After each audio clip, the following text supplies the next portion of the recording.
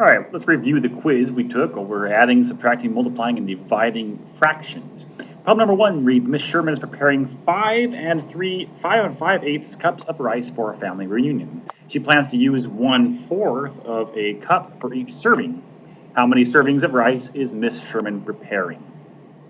So there are different ways of doing this. Let's first of all, maybe I will do it just by thinking through it here. Let's see, we've got 5 and 5/8, and we have to divide that into different pieces, right? So I have all this big group of rice. I'm going to divide it into little tiny serving sizes. That's division. So I'm going to take 5 and 5/8 and somehow divide that by 1/4. Okay, before we can really divide, I'm going to turn my mixed number into an improper fraction. I can do that by multiplying 8 times 5 and add 5. So that gives me 40 plus 5 is 45/8. And now I'm going to divide by 1/4. Now, of course, dividing by a fourth is the same thing as multiplying by the reciprocal of 1/4. Okay? So that's actually the same thing as multiplying by 4 over 1. Okay, I think I mentioned in class there's a shortcut here you could do. If you have a factor on the top that's also on the bottom, they cancel out. So 4, and this is 2 times 4, right? So I can cancel on that 4, it becomes a 1, and cancel that out, it becomes a 2, right? In other words, I'm dividing both the 8 and the 4 by 4. And so I'm left with 45 over 2. Okay? So that just means 45 divided by 2. So if I divide 45 by 2, let's see, 2 goes into 45, that'd be 22.5 times. So that's my answer, is 22.5 servings, which is choice letter C. Now, here's another way I could have done this problem. I could have drawn a picture. I could have drawn 5 and 5/8 cups of rice.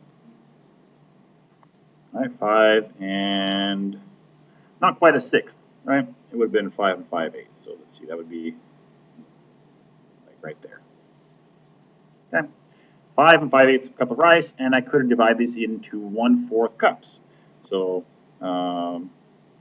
there's 4, there's 4, there's 4, there's 4, there's 4, and then there's going to be something here. And I could just count these. Here's 4 of them, right? 8, 12, 16, 20, and something else. The only answer choice that has 20 and something else is letter C.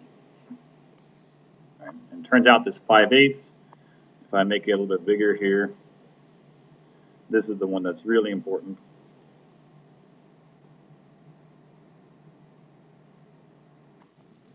Okay, if I have 5/8, that'd be this many,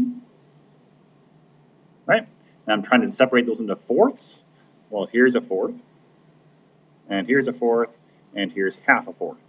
So you have 2.5 fourths. That's where that 22.5 comes from.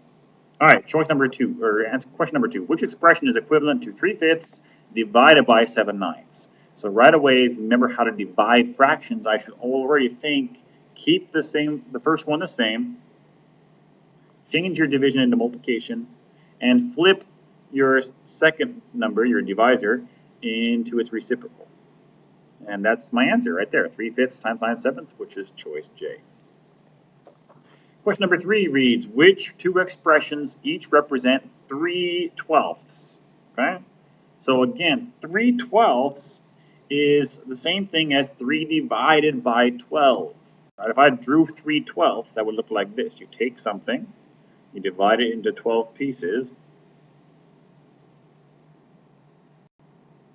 and you shade in 3 of them. That's the same thing as 1/4, right? It's a really tiny number. It's 1/4, right? 1/4. So which of these gives you 3/12? This one is, if you actually divided this says 12 divided by 3. That would be 4. Right? That's not the same as 1/4. That's not it. This one says 3 divided by 12, which is what we want. That'd be 1/4.